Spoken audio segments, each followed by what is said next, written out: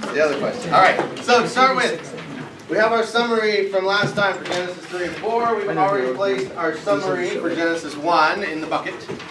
So the summary for Genesis 1 and 2 was God creates the universe and man. 3 and 4, the next two chapters, were life outside Eden begins, and with it, the first murder and sin's escalation. Plus the other bullet points, which we'll go into in more detail when we bring them back out to make the big summary for all of Genesis. So we've got 2 in the bucket now. Now we need to make the third one, Genesis 5 and 6. On Slack, we had a suggestion of the genealogy up to Noah, increasing corruption, including in the unseen realm, leading to the flood. That was our summary title for for last time. So, and if any of you guys weren't there or didn't see it, they are getting posted online. Aaron's doing the work of putting that up on the Fulton Baptist YouTube channel, and I'm trying to make it a point to link to everyone in Slack. So if you're on Slack every week afterwards, you'll get the links there, and so you can review or catch one if you missed. So storyline summary. What happened in 5 and 6? Or anything you remember that was interesting, or any verses that you thought were important. They all died, except for Enoch. They all died. That one was good. How about if I put, and he died? And he died. Over and over and over again. I like that. What was that? Was it Methuselah that died when the flood began? Yeah, Methuselah. That was an interesting. Okay. 969 years. Methuselah. I think that's it.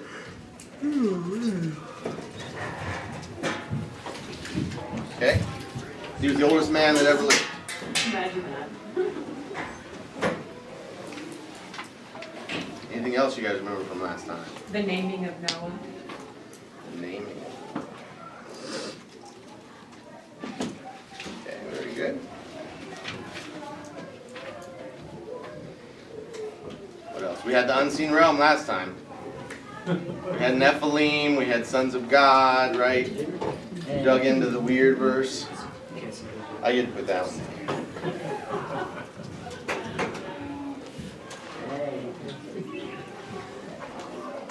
Anything else?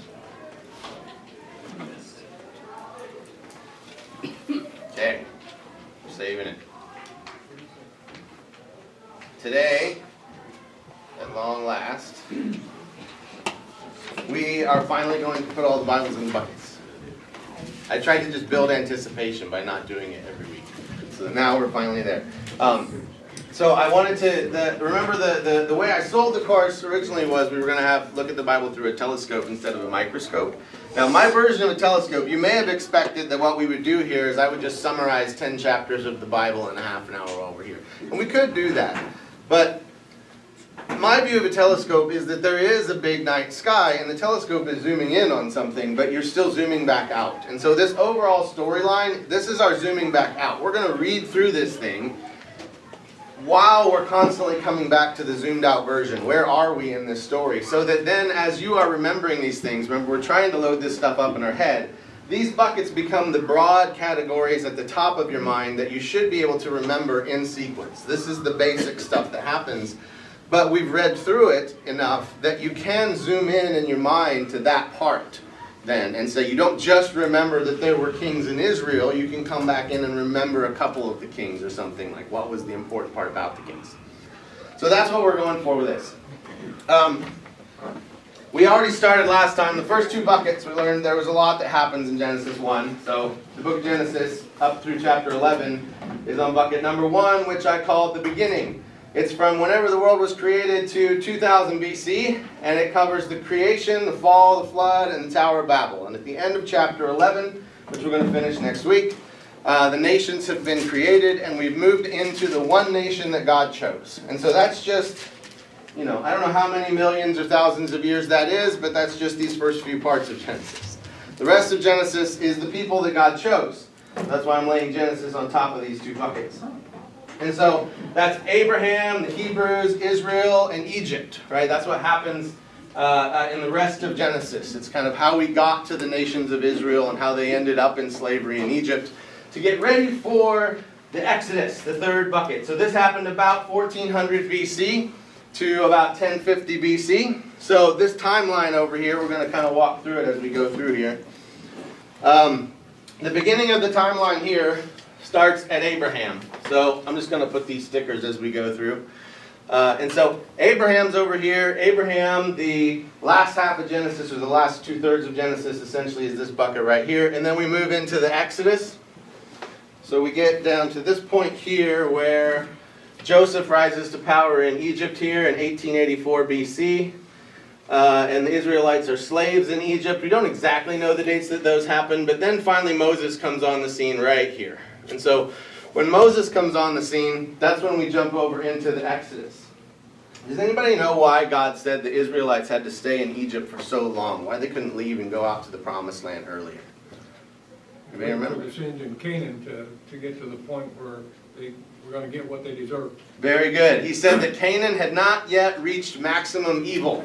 There was still some goodness left in Canaan. It hadn't gotten to the point where there was nothing worth saving there yet. And so the Israelites were basically sitting around waiting on that to happen. It reaches maximum evil. He sends them out to go ahead and take over Canaan. And so that's this area here. So they're stuck down here in Egypt. They make their migration over here across. I don't remember that video we saw. I was looking for that beach. You can actually find that beach from Google Earth. It's kind of fun. Where you can see where they actually crossed over. And they're coming back into this area right here, into Israel. So that's what's happening in the Exodus. But what we also get in the Exodus, in this bucket, is while they're leaving, this is where God finally tells humanity about himself. We didn't know much about God. He's this infinite being. He created everything. But we didn't know what it took to be with him necessarily. There was a lot of evil going on in the world. And so in here's where we get the law, we get the conquest of Canaan, and then when God is in charge. He's essentially the king, and that's the book of Judges. And so the law that we get there is, originally God was with man in the garden, and we had one rule, right? Don't eat the fruit. Then we break that rule, and by doing that we get a conscience, we get that little voice in our head that tells us this is right, this is wrong. And the first brother murders the second brother. And it's only 6 generations later that women are property, and not long after that, and a man kills somebody for wounding him. That was Lamech. And then not long after that, all the thoughts of all mankind are all evil all day long, and he wipes us out with a flood. Right? So the conscience didn't cut it. And so then he picks one man who was righteous in his generation, good genes. He picks like the one good guy. I assume he was a good dad. And he's like, all right, your whole family's going to repopulate the earth. That doesn't work. And so he ends up picking one people through which they're going to be priests to the rest of the nations. The rest of the nations threw him off. These people's job is to carry God's word to everybody else, to tell them about God's word, and then a priest's job is to stand between man and God and talk to God on behalf of man. A prophet's job is to stand between man and God and talk to man on behalf of God. And so it's just the direction of communication that determines whether you're a priest or a prophet.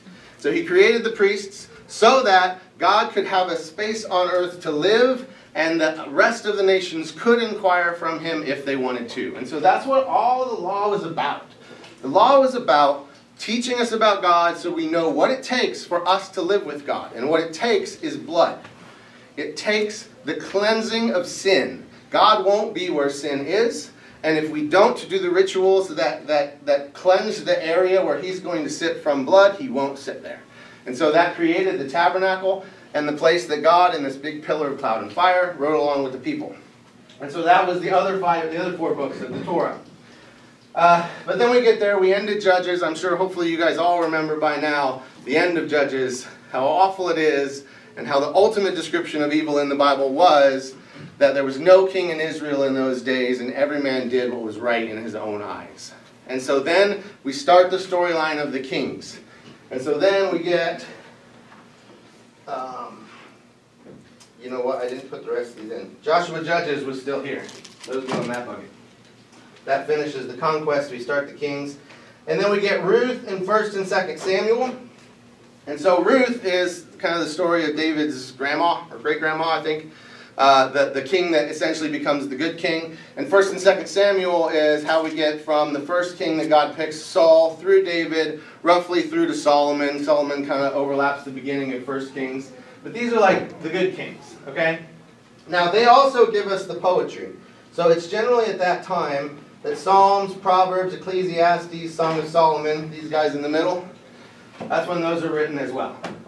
So they're all going to go in that bucket. That's from 1050 to 930 BC. So that, we had Moses over here. We come through the period of Judges out in the wilderness. And so that's where we're at here with Ruth and Samuel. And then we get down to Saul, David, and King Solomon here. This is where the temple comes about. We move from the tent in the wilderness to the actual physical building sitting in Jerusalem where God is going to be worshipped. And that, fundamentally, that building becomes the cause of the civil war for all of Israel in the next stage. And so that's what we have here. The next part, we hit up to 722 BC. That's an important date. We have the civil war between Israel. We have all the kings, 39 of them in the two different countries. Assyria comes and attacks, and we're left with Judah alone. So Israel gets split into just this part. This is modern day Israel. It's just this southern part of Judah. The rest of this completely disappears from the face of the earth. Nobody never knows what happens to them again. So that happens here with 1st and 2nd Kings and 1st and 2nd Chronicles. And 1st and 2nd Kings and 1st and 2nd Chronicles tell the exact same time period story. Kings is from the standpoint of the throne. What kind of stuff would we think kings would find important? And Chronicles is from the standpoint of the temple. What kinds of stuff do we think God and the priests would find important? So you'll find a lot of overlap between those two, the first two books of Kings and the two books of Chronicles. And usually when you're reading that story, you get a lot better picture when you read the same story in both, because you learn a whole lot more from the two than you do from just one alone. All right. Oh yeah. Job is a wild card. We don't really know when Job was written. The guess, like this guy that did this timeline, he thought most of the guesses is Job is really, really old. It's way back here in Genesis. We don't really know. But I put it in with all the poetry because it's generally considered to be, it may be a true story, but it's generally considered to be like instructive. It's not history. Yes? If it is, Joe's friends are the worst friends in the entire world. Not to mention the most worst grief counselors. I do agree. So they give you an example of how not to be a friend, right? Yeah. Make sure you're not one of Job's friends to your friend. Okay. Yeah, if you ever act like Joe's friends towards me, let's just say we're not gonna go. So 722 BC. Yeah. That's where we hit right here. 722, right here. Whoa. I didn't know those went that way.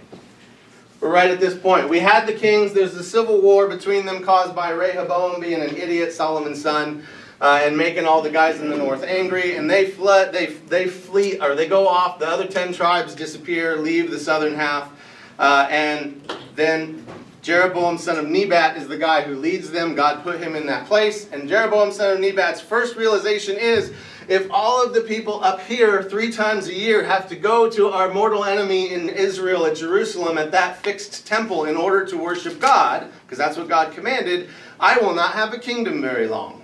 And so Jeroboam builds a golden calf and puts one here, and he builds another golden calf and he puts one here, and he says, Israel, this golden calf is who took you out of Egypt. You guys are going to worship that. And so they keep referring throughout the book of Kings to the sin that Jeroboam, son of Nebat, caused Israel to sin. For the rest of the time, they quit worshiping God and worshiped the 2 golden calves at the north and south ends of Israel. And so that's what happens there. And that's roughly when the prophets start. When Israel leaves God, then we start getting the earliest of the prophets. I think we get the earliest guy here was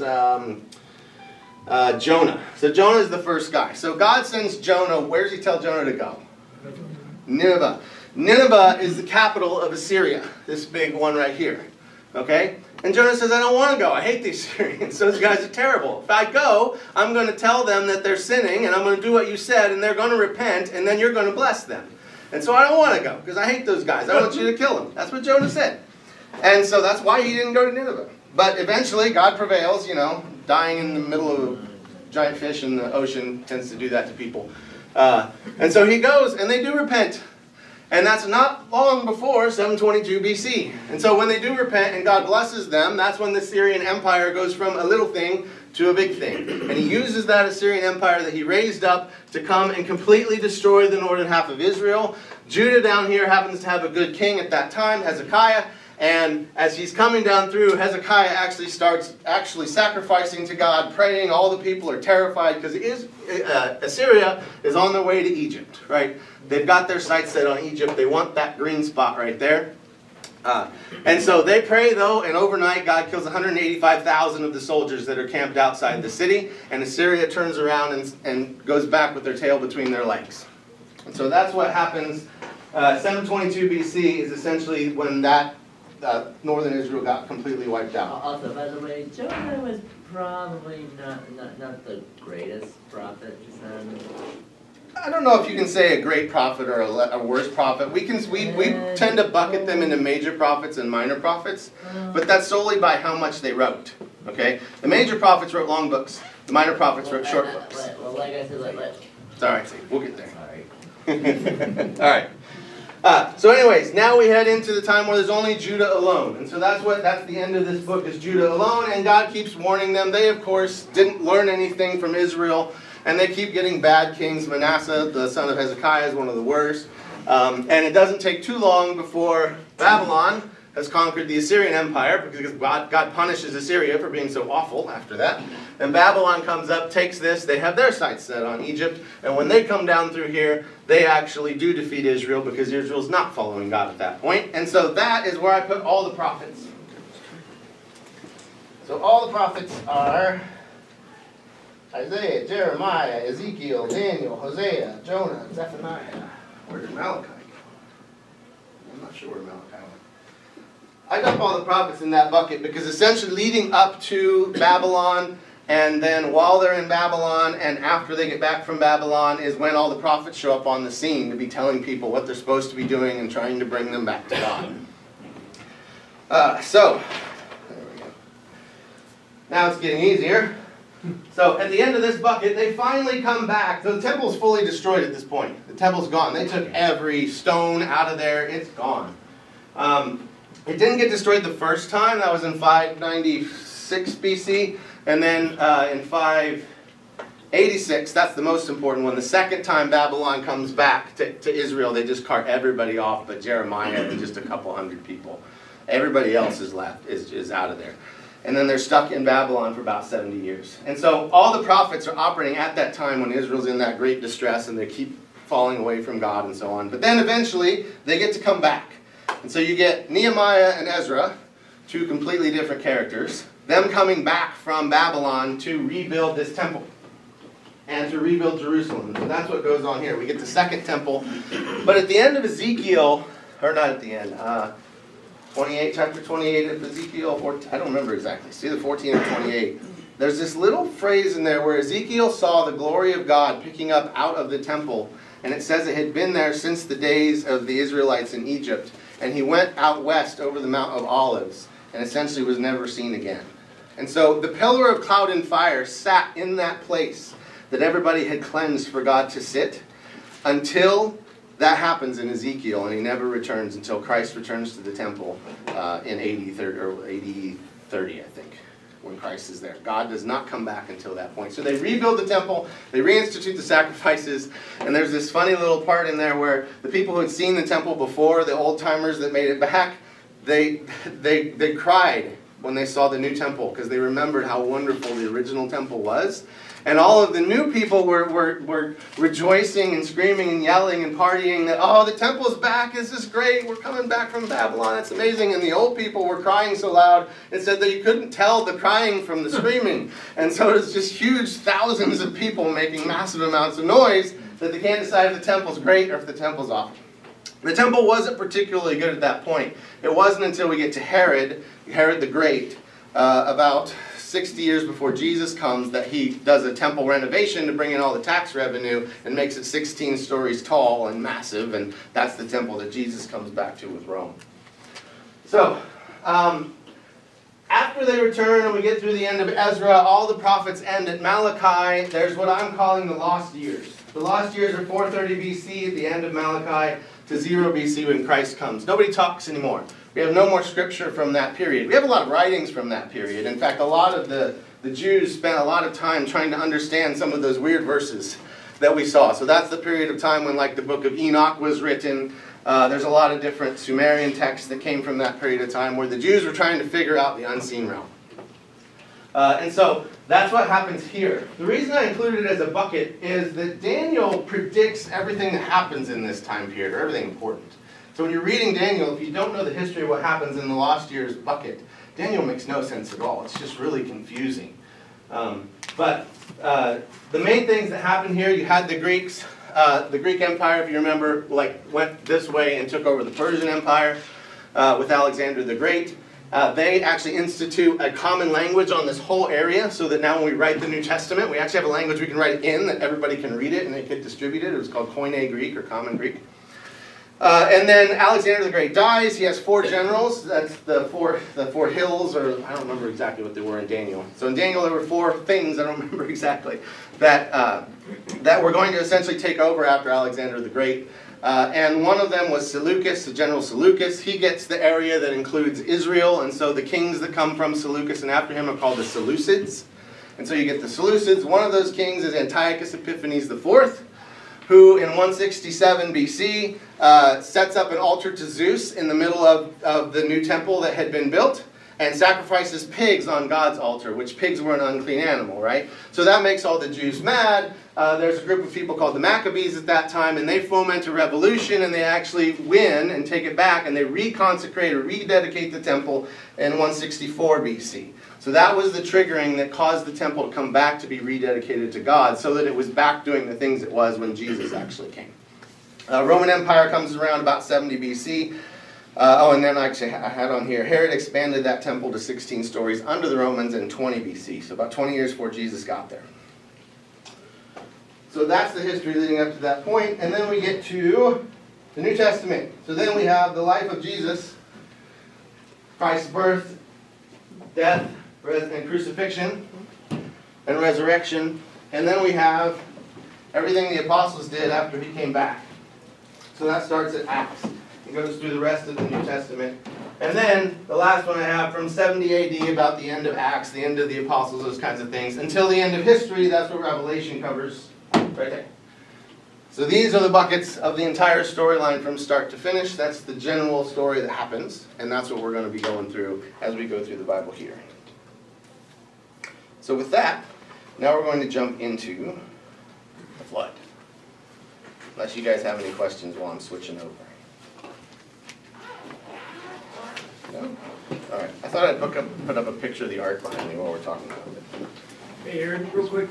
Yeah. Remember the unseen realm when he said, I think it was that Deuteronomy, like God took his own inheritance and he gave the rest of the peoples to the, According to the number of sons of God. yeah. Where was that at?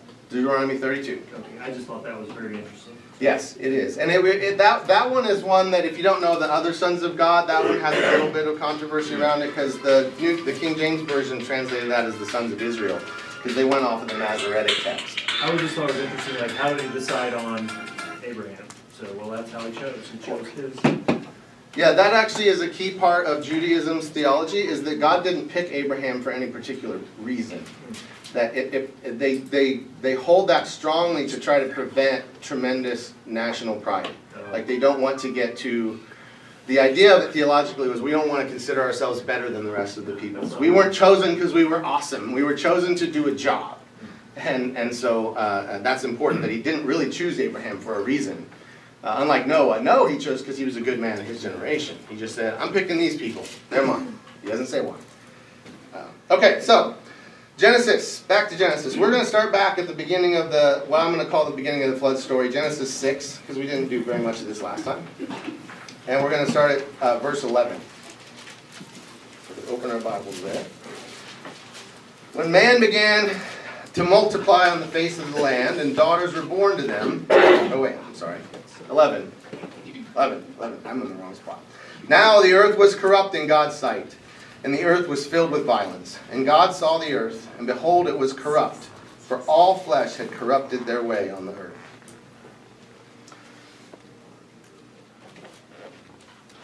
This is a pretty tame description of what was going on there. A lot of people consider the God of the Old Testament to be a moral monster. non-Christians. Christians hopefully don't. The reason they think that is because the Bible is not a pornographic book. It did not write about the tortures and all the evil in great detail that was going on that we now know mankind can do to each other. I mean, read something from the Holocaust, an actual account from the Holocaust. And don't just read it, because God didn't just read about that, okay? God experienced it. He doesn't just read about the suffering of others. He experiences the suffering of others. He knows every hair on your head. He knows every brain cell in our brains. He knows exactly how much pain all those people are going through, and He's living through every bit of it with every one of us. And we call a God who sees the Holocaust and doesn't wipe them out with the flood, we would call, that seems unjust. When humanity gets to that level of evil, I want God to wipe us out. Why couldn't Hitler have just had a heart attack? Right? I mean, but hey, he's not alive now, so that's fortunate. that is right. So that's really important. Remember last time I said God doesn't destroy the world out of anger. He destroys it out of sadness. He felt that pain, but He does us the favor of not recounting that in His Word. He doesn't tell us all of those details. You do have to trust Him that it was so bad that we needed to do this. We need to understand that what God does is right, and so if you look at the flood and think it's wrong, it's just because you don't know the evil that's going on. You're refusing to look at it, and that's common in humanity. You know, we usually, because biblically we usually look at evil as a darkness, and we look at good as light, okay? Because biblically we refer to that a lot. But the way we interact with the two is actually the opposite. People will stare at goodness like they're staring at vague shapes in a dark closet. Like you stare into darkness to try to make something out, but you won't look at evil. We don't read the books about what happened to people in the bad times. We don't read the books about the tortures that happened to people in the rape of Nanking when the Chinese came in, or when the Japanese came in and completely destroyed the city of Nanking, China. We don't read about those things because we can't stand to look at them. And if you do for a while, it will destroy you. Like, it's bad. Evil is awful, it's slimy, it sticks to you. And that's what God's dealing with here. He says, the earth has become so polluted, we have to spill the blood of the animals, we have to wipe everybody off to cleanse it. We just need water to wash this away, and we're going to start back with that one good guy. So I'm going to show you something fun about this story that until somebody pointed it out to me, I had no idea. And then when I saw it, I thought, wow, this is cool. So do you remember the different literary devices that I showed you guys before? We had parallelism. I told you I made some pictures for them. Parallelism looked like this. You have the same thing, and you have one thing, and then you have the same thing again, repeated afterward in kind of a darker line to emphasize it, right? Then we had chiasmus, which looked like an X, that we did like A, B, B, A, right? So you could connect them with an X, and you got this X shape. And then we had inclusio, and inclusio looks like this. Inclusio is where we have something important in the middle, and we have a sort of ABC and then CBA structure around the outside of it. The entire story of the flood is an inclusio. So if you guys have your Bibles and you have a pencil and you're willing to write in them or you want to mark in them, we're going to first start out by Genesis 6. We're going to do 6 verses 9 and 10. 6, 9, and 10. And I just want you to mark that as introduction.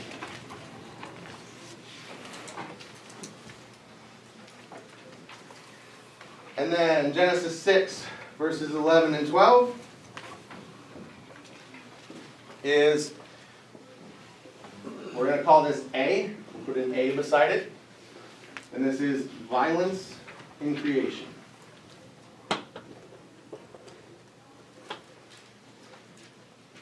Then we are going to do 13 to 22. We're going to mark that with a B. We're going to call that resolve to destroy.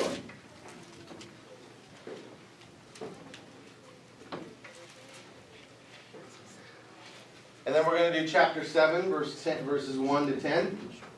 Mark that with a C. And we're going to call that enter the ark.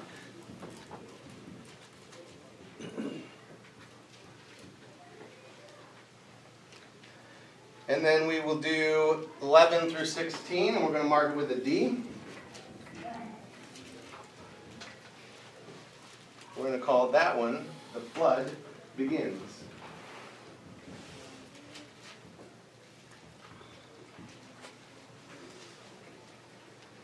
And then chapter 7, 17 through 24. Mark it with the letter E. We're going to call that one Rising Flood.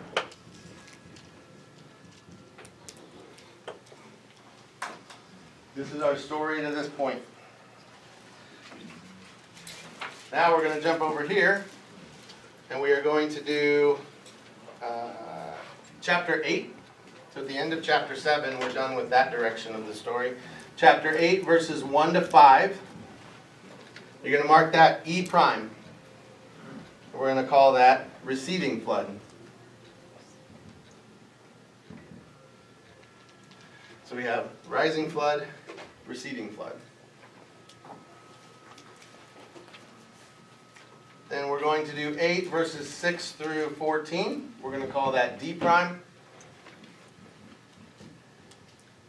Ending of flood.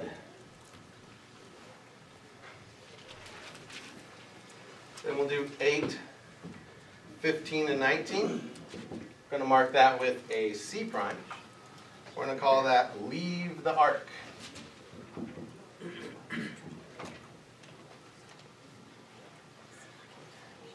Eight, 20 to 22 is B prime.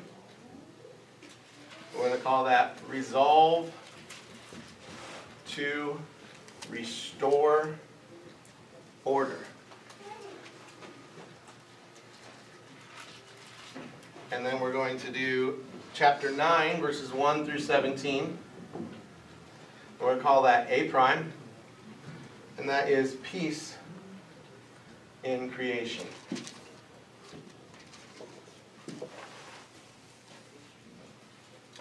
And then chapter 9, verses 18 and 19. We're going to call this Conclusion. So in Hebrew poetry, this would be considered how you demonstrate that a story is harmonious and balanced.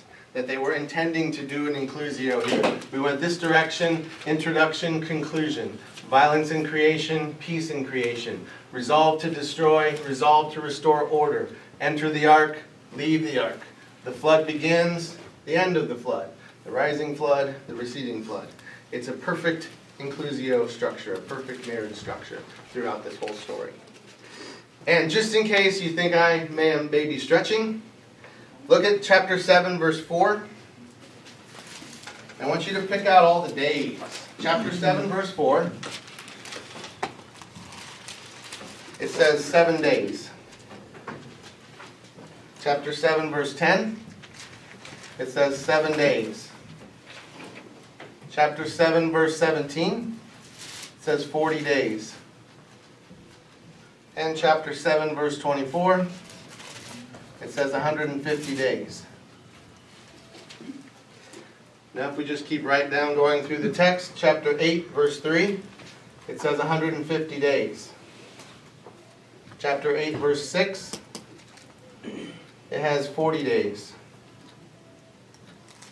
Chapter 8, verse 10, it has 7 days. In chapter 8, verse 12, it has 7 days.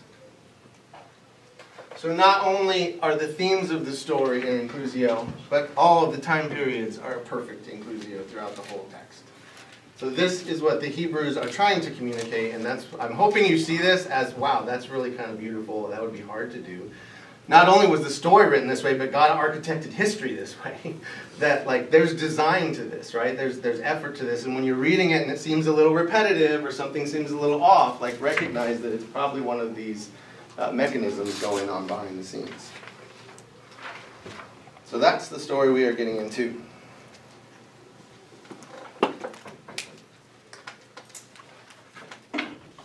So we're going to go back now to where we left off at Genesis 6:13.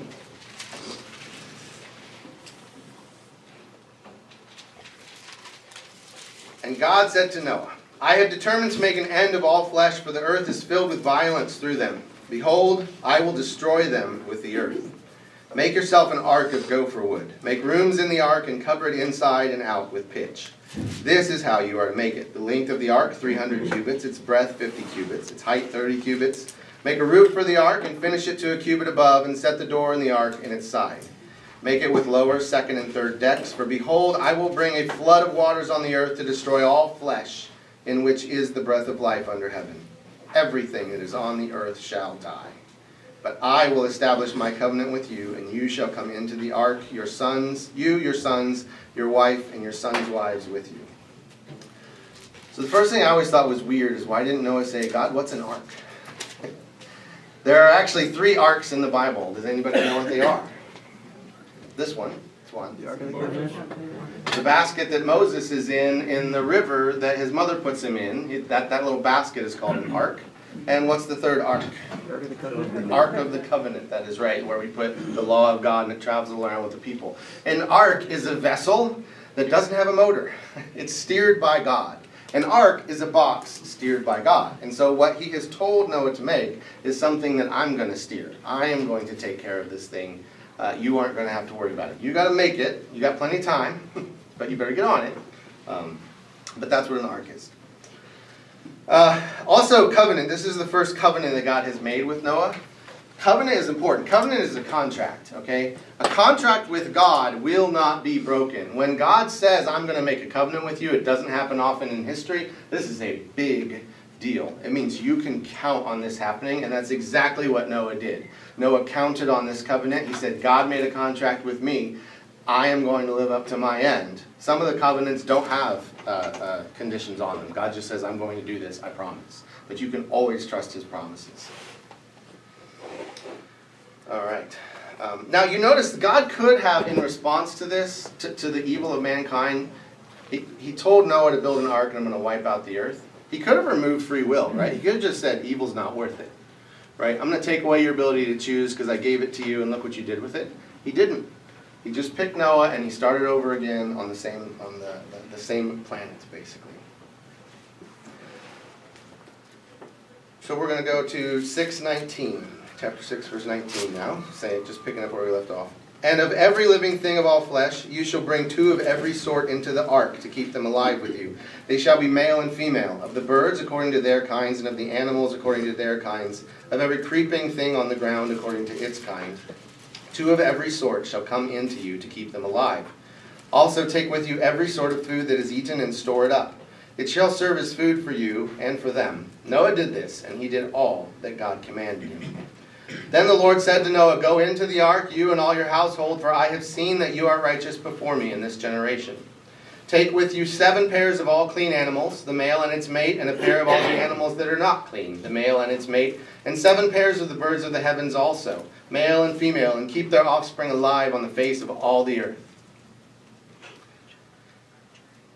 So there actually was an ongoing debate between people back in the 1980s, between the secularists and the Christians, that we just read a contradiction. At the end of verse 6, God told them to take 2 of every kind of animal, and at the beginning of verse 7, he tells them to take 7 of some kinds of animals. That is not a contradiction, I'm sorry. Taking 7 does mean you take 2. But we learn later at the end of the story, why did we take 7 of the clean animals? For sacrifice. When he gets off the boat, that's what he's going to use to sacrifice to God, right? So I don't see why there was a problem there, but I think if you want to try to read contradictions in here, you'll find whatever you want, whatever you're setting out to find.